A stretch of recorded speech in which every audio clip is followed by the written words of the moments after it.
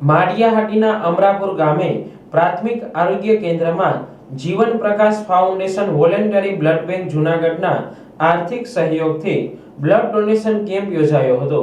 Blood donation કેમ્પમાં અતિથિ વિશેષ માર્કેટિંગ યાર્ડના ચેરમેન કાનજીભાઈ યાદવ, નિવૃત્ત ડીએચઓ આભા મેડમ, માળિયાહાટીના સીએચસીનો સ્ટાફ તેમજ અમરાપુર સરપંચ સહિતના આમંત્રિત મહેમાનો ઉપસ્થિત રહ્યા હતા।